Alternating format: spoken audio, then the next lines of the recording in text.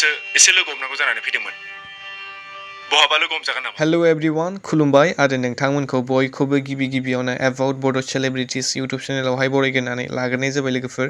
लोगोफोर, नोंथांमोननि गेजेराव फैदों आं दायो गोदान मोनसे आपडेट भिडिअ लानानै। ओरैनोथ' नोंथांमोना बे भिडिअनि टाइटेल, थाम्बनेल आरो इन्ट्र'खौनो नायनानै एसेबाबो मिथिखाबाय जानांगौ, नङा होमबा लोगोफोर? ओमफ्राय लोगोफोर, नोंथांमोननिसिम आपडेट होनायनि सिगां आं मोनसे फोसावहरनो सानदों लोगोफोर। जाय नोंथांमोना आपडेट भिडिअ नायनो मोजां मोनो, नोंथांमोना भिडिअखौहाय जोबजासिम नायलांबाय थाबानो जाबाय। आरो जाय नोंथांमोना आपडेट भिडिअ नायनो मोजां मोना एबा इन्टारेस्ट गैया, नोंथांमोना भिडिअखौ स्किप खालामनो हागोन एबा ओंखारलांनो हागोन। लोगोफोर, नोंथांमोनाथ' गोबाङानो जितेन्द्रनाथ बर' बिथांनि स्ट'रि लिरनाय आरो सोमदोन आरो अमा राजा एबा दशरथ बर' बिथांमोननि स्क्रिप्ट लिरनायाव दिहुनजानाय संदान आबुं बर' सावथुननि पार्ट 1 निफ्राय लानानै पार्ट 9 सिमखौथ' नोंथांमोना गोबाङानो नायखांखाबाय जानांगौ, नङा होमबा लोगोफोर? ओमफ्राय लोगोफोर, जाय नोंथांमोना संदान आबुं बर' सावथुननि पार्ट 10 खौ नायनो थाखाय एक्साइटेड एबा नायनो थाखाय नेनानै दंमोन। लोगोफोर, संदान आबुं बर' सावथुननि पार्ट 10 खौबो बगाजुलि कमेडियान इउट्युब चेनेला अलरेडि आपल'ड खालामखाबाय। नोंथांमोना जाय नायाखै, नोंथांमोना बगाजुलि कमेडियान इउट्युब चेनेलावहाय थांनानै नायनो हासिगोन लोगोफोर। ओमफ्राय लोगोफोर, संदान आबुं बर' सावथुननि पार्ट 10 खौहाय रि-आपल'ड खालामफिननायनि गुबै जाहोना जाहैबाय बिथांमोननि भिडिअ'आव माबा मोनसे टेकनिकेल इसु जादोंमोन लोगोफोर, जायनि थाखाय बिथांमोना भिडिअ'खौ दानफिननानै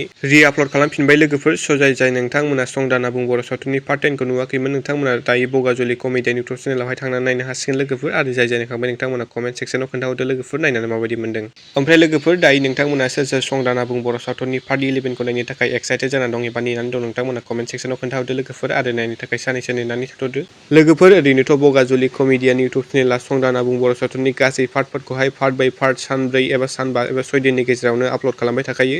लोगोफोर, नायनो थाखाय एसे नेनानै थाथ'दो। ओमफ्राय लोगोफोर, जाय नोंथांमोना दासिमबो संदान आबुं बर' सावथुननि पार्ट 10 खौ नायाखै, नोंथांमोना बगाजुलि कमेडियान इउट्युब चेनेलाव थांनानै थाबैनो नायखादो लोगोफोर। लोगोफोर, दिनैनि सर्ट आपडेटआ बेनोमोन। नोंथांमोना भिडिअ'खौ नायनानै मोजां मोनदोंब्ला लाइक खालामबानो जाबाय आरो सोरबाफोर चेनेलाव गोदानै फैदोंब्ला साबस्क्राइब खालामना होबानो जाबाय। बेबादिनो आपडेट भिडिअ मोनबाय थानो थाखाय। लोगोफोर, दिनैनि भिडिअ'आ एसेनोसै। गोजोन्थों एन्ड थेंक्स फर वाचिं।